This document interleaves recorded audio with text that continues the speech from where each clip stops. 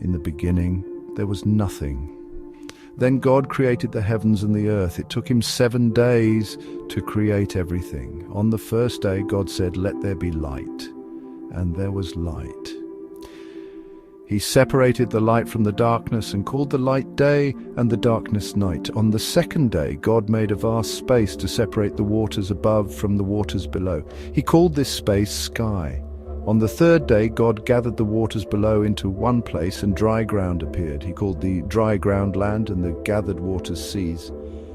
He then made plants grow on the land. On the fourth day, God created the sun, moon, and stars to give light to the earth and to mark day and night, seasons and years. On the fifth day, God created all the creatures that live in the water and the birds that fly in the air. He blessed them, saying, "Be fruitful and multiply." On the sixth day, God created all the land animals, both large and small. And finally, God said, "Let us make man in our image, after our likeness." So God created man in his own image. In the image of God he created him. Male and female he created them. And God blessed them and said to them, "Be fruitful and multiply, and fill the earth and subdue it, and have dominion over the fish of the sea, and over the birds of the heavens, and over every living thing that moves on the earth." God created a special garden for the first man and woman, Adam and Eve, to live in. It was called the Garden of Eden. Eden was a beautiful paradise filled with delicious fruits and flowing rivers.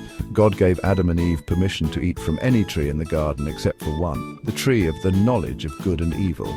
He warned them that if they ate from this tree, they would die. Adam and Eve lived happily in the Garden of Eden. They took care of the garden and all the animals in it. God would often visit them in the cool of the day. One day, a serpent came to Eve in the garden. The serpent was very cunning. It tempted Eve to eat the fruit from the forbidden tree. "Did God really say you must not eat the fruit from any tree in the garden?" the serpent asked. Eve replied, "We may eat the fruit from any tree in the garden, except the one in the middle of the garden. God said we must not eat the fruit from that tree or even touch it, or we will die." But the serpent said to the woman, "You will not surely die, for God knows that when you eat of it, your eyes will be opened, and you will be like God, knowing good and evil." Eve saw that the fruit from the tree was good for food and pleasing to the eye, and also desirable for gaining wisdom, so she took some and ate it. She also gave some to Adam, who was with her, and he ate it.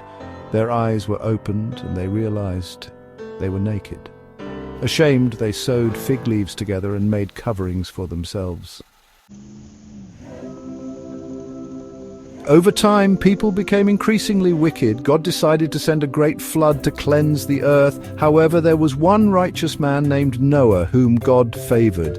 God told Noah to build a huge ark and to bring his family and 2 of every kind of animal onto the ark to save them from the flood. Noah obeyed God's command and built the ark.